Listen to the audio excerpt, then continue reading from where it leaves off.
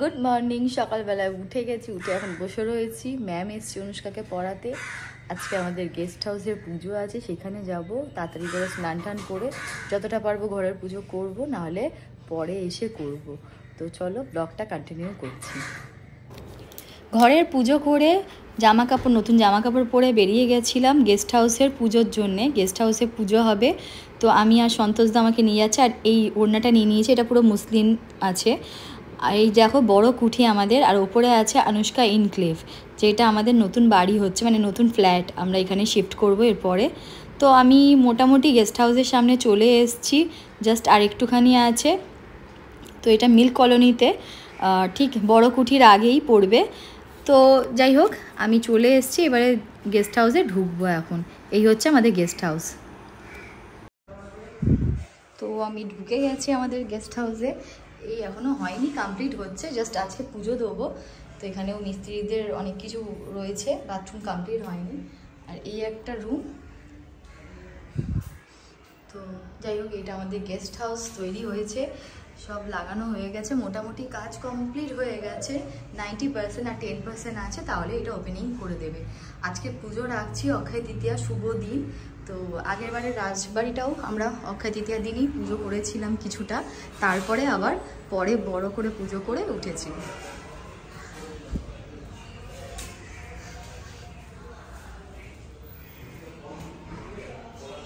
উপরে সবাই আছে। ঠাকুর মশাইরা সব গোছগাছ করে নিয়েছিল, ফল কাটা বাকি ছিল, আর কিছু কাজ ছিল যেগুলো আমি করে নিলাম।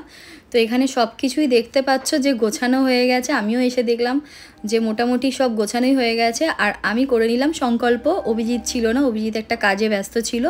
তো আমি বসে পড়লাম তাড়াতাড়ি, না সংকল্প করলে পুজোটা দেরি হয়ে যাচ্ছিল। আর এদিকে বিট্টু চা নিয়ে এসছে, তারপর কাজলও দেখতে এসছিল। ততক্ষণে আমাদের পুজো স্টার্ট করবে, যেহেতু সংকল্পটা হয়ে গেলেই পুজোটা স্টার্ট করে দেবে।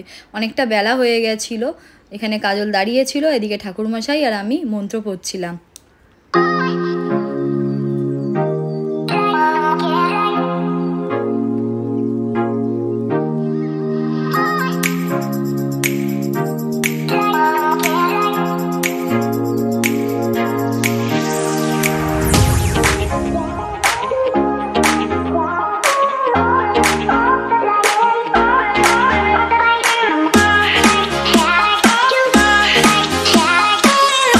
আমি আগে চলে এসেছিলাম, অনুষ্কা অবিরাজ পরে এসছে, স্নান করে নতুন জামা কাপড় পরেই এসছে।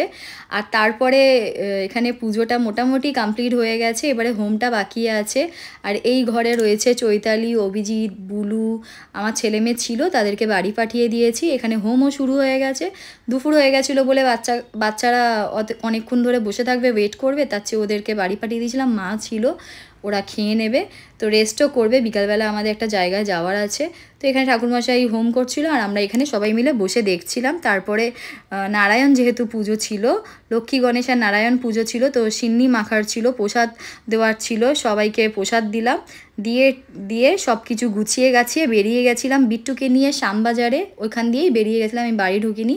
আমি আর বিট্টু গেলাম শ্যামবাজারে। আমার একটা গিফট কেনার ছিল, কেন অভিরাজের একটা বন্ধুর আজকে বাড়িতে গৃহপ্রবেশ ছিল, তো সেখানেও যাওয়ার ছিল। তো আমি গিফট কিনে নিয়েছি, আর আমার কিছু দরকারি জিনিসপত্র ছিল, কিনে আমি বাড়িতে ব্যাক করছি।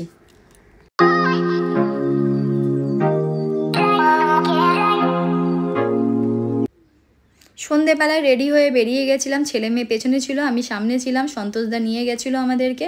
এখানে সাদ্রিপালদের বাড়ি আমি চলে এসেছিলাম, ওদেরও গৃহপ্রবেশের পুজো হয়ে গেছে। এখানে নৈদিতি, দেবরাজ, অভিরাজ, সাদ্রি, অনুষ্কা সবাই মিলে খাচ্ছিল। খাওয়া দাওয়ার খুব ভালো ছিল। আমিও হাতে প্লেটটা নিয়ে দেখিয়ে দিচ্ছি কী কী খেয়েছি আমরা। আর তারপরে আমরা রাত্রিবেলায় বাড়ি চলে এসেছিলাম তাড়াতাড়ি। এখানে ছেলেমেয়েরা কিকিং প্র্যাকটিস করছিল, ওরা কিক প্র্যাকটিস করছে, নতুন এটা এনেছে। তো আজকে ব্লগটা এত অবধি রাখলাম।